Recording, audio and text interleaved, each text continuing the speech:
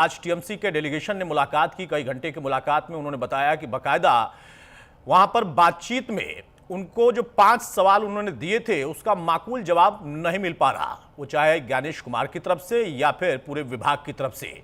उन सवालों का संतुष्टिजनक जवाब आखिर कब मिलेगा? एसआईआर को लेकर विवाद बढ़ता जा रहा, खासतौर से बंगाल और उत्तर प्रदेश में।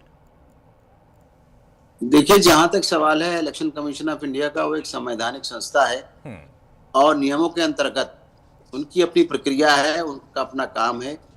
ये अपनी वोटर लिस्ट को प्यूरिफाई करना और जस्टिफाई करना जी। और ये एक संवैधानिक है अधिकार 326 के अंतर्गत में और 324, 325 में हमारे वोटर्स का राइट है कि उनको रजिस्टर करना इलेक्शन कमीशन का काम है और उनके फ्रेंचाइज का इस्तेमाल करना इलेक्शन के टाइम में, और जिससे कि देश के अंदर लोकतांत्रिक प्रक्रिया बनी रहे। इसके तहत याद होगा आपको कि जब ये दिल्ली और हरियाणा और महाराष्ट्र के चुनाव हुए थे, उस समय एलओपी श्री राहुल गांधी ने कहा था इस बात को लेके कि उनके लाखों वोट महाराष्ट्र में और इन स्टेट्स में काट दिए गए और अपोजिशन के वोट बीजेपी यानी बीजेपी रूलिंग पार्टी के वोट जो हैं उनकी वोटर लिस्ट में जोड़ दिए गए, इसलिए जो है हम इलेक्शन हार गए।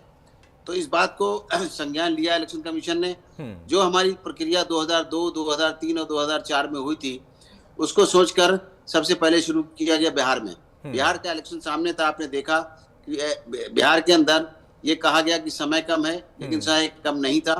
आप देखिए ना कि वहां पर हमारे जो 4 लाख पेड वॉलंटियर से उन्होंने काम किया इलेक्शन कमीशन के बीएलओ के साथ में, और पहली बार हर पार्टी का स्टेक होल्डर को ये कहा गया कि अपने बीएलएज बूथ लेवल असिस्टेंट लगाइए बीएलओ के साथ में, जिसमें किसी तरह की कोई कमी आपको हो तो वहां पर टोका टाकी और या जो भी करेक्शन है वहीं हो जाए, क्योंकि ड्राफ्ट लिस्ट में जब आएगा तो थोड़ा अच्छा होकर आना चाहिए। मैं नहीं समझता हूं कि एसआईआर प्रक्रिया को रोकने क्या कारण है, क्योंकि इसके अंदर आप देखेंगे कि आप जिनकी डेथ हो गई है उनके नाम हटाए जाएंगे। नहीं, मैं समझना चाह रहा हूं अमीन साहब, इसके पहले भी हमने कई बार चर्चा की थी। मैं ये समझना चाह रहा हूं 2-3 मूल प्रश्न है। एक तरफ जैसे उत्तर प्रदेश से सवाल उठता है कि भाई बहुत समय, अभी इलेक्शन में खासा समय है, लेकिन आपने बहुत कम समय दिया एसआईआर के लिए, एक इनका आपत्ति है। वो अलग बात है कि अखिलेश ने खुद एसआईआर फॉर्म भर दिया है। दूसरी तरफ अगर बंगाल की तरफ हम जाते हैं तो वहां कहा जा रहा है कि घुसपैठिया हटाना बीजेपी की तरफ से तर्क दिया जा रहा है, लेकिन चुनाव आयोग कह रहा है कि हम घुसपैठिया हटाने के मकसद से सिर्फ एसआईआर नहीं कर रहे। एक आकलन हो रहा है और 2002 और 3 के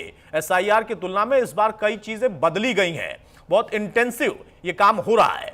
तो क्या ये चीजें वाकई आपत्तिजनक हैं? इनका कोई आधार भी है?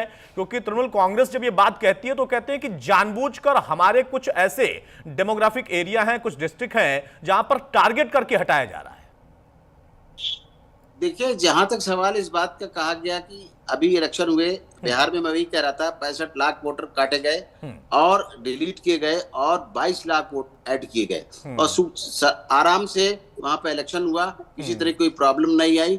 65 की जगह 5 वोटर्स भी नहीं आए जिनके साथ गड़बड़ की गई है या उनके साथ कुछ गलत किया गया है। अब आप देखिए, यहाँ पर आप जो बात पूछ रहे हैं, बात को ये कहा जा रहा है कि इलेक्शन कमीशन जो है वो नेशनलाइज करने का वो काम नहीं करता है। इलेक्शन कमीशन अपनी सिर्फ वोटर लिस्ट बनाने का काम करता है। सुप्रीम कोर्ट क्लियर कर चुका है और इलेक्शन के भी कई बार कह चुका है ये हमारा काम नहीं है।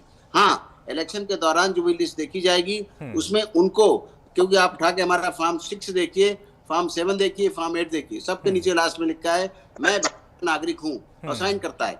तो हम सिर्फ अपने भारत के नागरिक को वोट देने का अधिकार करते हैं, उसको वोटर आईडी कार्ड बनाते हैं। तो उसके लिए जो भी सक्षम प्रपत्र हैं वो मांगे जाएंगे। जैसे कि आप ये समझिए कि पहले जो आप ब्लैक कार्ड हुआ करता था, ब्लैक एंड व्हाइट हुआ करता था, उसमें चेहरे समझ में नहीं आते थे। फिर सुधार हुआ इलेक्शन कमीशन के अंदर। फिर क्या हुआ कि हमारे कलर्ड फेसेस आने लगे और डिटेल अच्छे आने लगे। अब ये डिजिटलाइजेशन का जमाना है, इसलिए अब डिजिटल होगा, अपने मोबाइल में भी आदमी लेके जा सकता है और उसका डिटेल हर जगह होगा, कंप्यूटर में होगा, सब जगह होगा। अब आप देखेंगे कि चेहरे भी इसीलिए 2003 की और 4 की मांगी गई है कि उसी बेस पे वो फॉर्म जनरेट हो रहे हैं 70% फॉर्म, और उन जनरेट होने के बाद सिर्फ फेस का फोटो लगाना है। अगर कोई डिटेल ऊपर नीचे है तो उसको करके नीचे साइन करके वापस बीएलओ को दे देना है। ये डुप्लीकेट भी दे रहा है। सिर्फ 30% लोगों के जो नए फॉर्म है वो भरे जाएंगे और जो डिलीट किया गया उनको डिलीट किया जाएगा और जो ऐड करना है वो ऐड किए जाएंगे। इस ठीक है तरीके से अमीन साहब, मैं आपको रोक रहा हूं, अब इसका मैं जवाब जरा ले लेता हूं। भाई हक साहब, आपका डेलीगेशन गया, अधिकार के साथ गया, जाना भी चाहिए था, लेकिन कई घंटे की बातचीत के बाद भी निकलकर बाहर वहीं बोला गया कि हमने बातचीत की लेकिन कोई जवाब नहीं मिला। आखिर कौन सा ऐसा सवाल है जिसका जवाब, और वो भी संतुष्टिजनक जवाब नहीं मिल रहा? अगर कोई शंका है, कोई आपको आपत्ति है तो आपने रखा वहां पर। अमीन साहब भी बता रहे हैं कि उसके लिए आपके पास बकायदा अगर कट भी गया तो शिकायत करने का मौका है, आपत्ति करने का मौका है। मुझे लगता है कि जो प्रक्रिया बिहार में अपनाई गई है वहीं बंगाल में या बाकी अलग स्टेट में अपनाई जा रही है, कोई अलग तो नहीं हो रहा। फिर किस वजह से मुश्किल है? अतुल जी, अतुल प्रताप जी नमस्कार, और हमारे जितने पैनलिस्ट बैठे हुए हैं सभी को नमस्कार। बहुत अच्छे विषय पे हम लोग यहाँ पे चर्चा कर रहे हैं, एसआईआर को मुद्दे लेकर करके।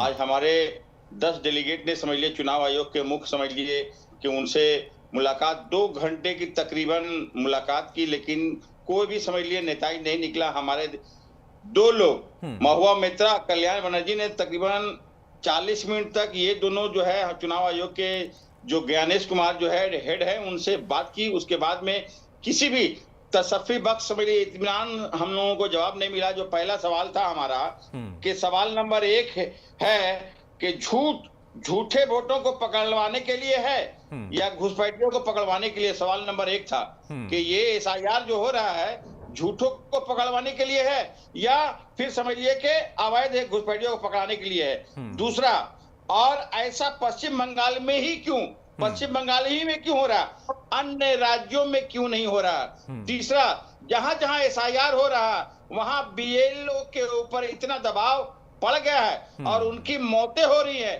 क्या इसका जिम्मेदार चुनाव आयोग है? चौथा, बिहार में देखा गया है कि बिहार में आयोग बीजेपी नेताओं के फायदा पहुंचा रहे हैं, तो बंगाल में बीजेपी नेता को रोकने के लिए आप क्या कर रहे हैं?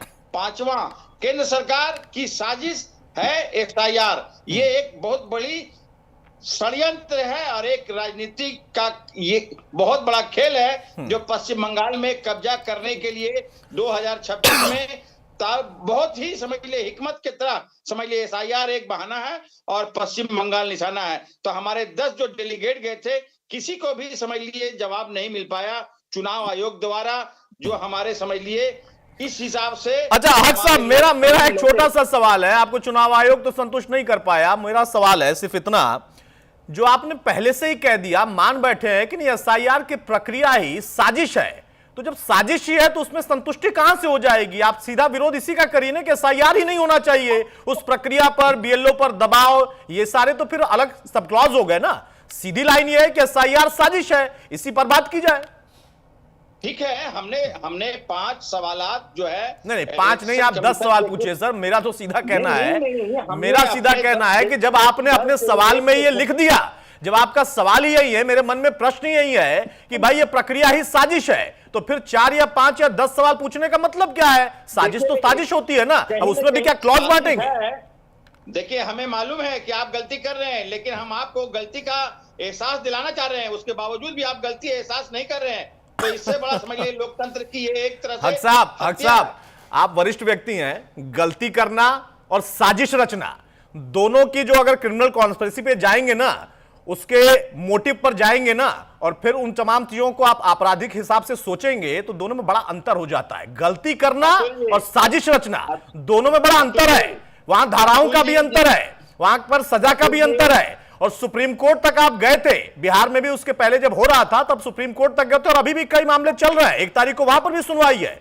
आप गलती करना, साजिश रचना, दबाव बनाना, दबाव होना, ये सारे तर्क एक साथ नहीं रख सकते ना। एसआईआर जब साजिश है तो साजिश है, ये सीधी लाइन बोलिए। बिल्कुल बिल्कुल। देखिए, जिसका जीता जागता एसआईआर के माध्यम से जीता जागता सबूत समझ लिए कि बिहार है। अभी 14 तारीख को जो रिजल्ट जब नहीं, जीता जागता सबूत बिहार नहीं है भाई, ऐसा नहीं, आप उसके लिए कानूनी प्रक्रिया तक अपना चुके हैं। विपक्ष गया, बहुत सारे इंडिविजुअल लोग गए, उन्होंने दस्तावेजों पर आपत्ति की या दस्तावेजों को ऐड करने के लिए कहा, वो सारी चीजें हैं। तो यहां पर बोल देने से कि नहीं उसका जीता जागता जो बिहार उदाहरण है, वो उदाहरण आपके हिसाब से नहीं बन रहा है। बहुत जल्दी से अमीन साहब छोटा सा काउंटर करिए कि भाई जब साजिश मान बैठे हैं तो फिर कोई इसका माकूल जवाब है क्या? उसके बाद विमल मैं आपके पास आ रहा हूं। देखिए, जब साजिश उनको लगती है तो लगे, लेकिन संविधान के तहत ना तो सुप्रीम कोर्ट इसको स्टे कर सकता है, ना इस प्रक्रिया को रोक सकता है, कभी नहीं। चाहे इलेक्शन शुरू होता है, इलेक्शन के बाद ही कुछ कर सकते हैं लोग, पिटीशन कर सकते हैं, कंप्लेन कर सकते हैं, कहीं भी जा सकते हैं। और ये एक इलेक्शन कमीशन की कानूनी प्रक्रिया है, और इलेक्शन कमीशन को अपने वोटर्स को राइट देना है, उनके वोटर लिस्ट में नाम ऐड करने हैं और डिलीट करने हैं। तो इस मामले में वो कुछ नहीं कर सकता। साजिश नहीं है, आप ये कह रहे हैं चल रही होती है। साजिश है कि नहीं है? जी, साजिश है कि नहीं है? क्योंकि वो तो कह रहे हैं साजिश ही है। समझ में साजिश है, हमारा तो नहीं है। काम है, अब दो लोगों की अपनी अपनी निगाहें हैं भाई। चुनाव आयोग का अपना काम है, उसको आपने चैलेंज किया सुप्रीम कोर्ट में। अब सुप्रीम कोर्ट से तो ऊपर कोई है नहीं, और वहां से बकायदा बिहार में भी जब हो रहा था और इसके पहले भी जब हुआ होगा, और अब जब यहां पर बंगाल और बाकी स्टेट में हो रहा है, तो सुप्रीम कोर्ट की तरफ से भी कह दिया गया है कि कुछ आपके जो आपत्तियां हैं उस पर तो अलग से हम विचार कर रहे हैं, लेकिन एसआईआर प्रक्रिया पर कोई आपत्ति नहीं है। उस एसआईआर प्रक्रिया को अगर आप साजिश कह दे रहे हैं तो फिर तो आप सुप्रीम कोर्ट को भी चैलेंज कर रहे हैं। हक साहब, विमल, अब एक होती है साजिश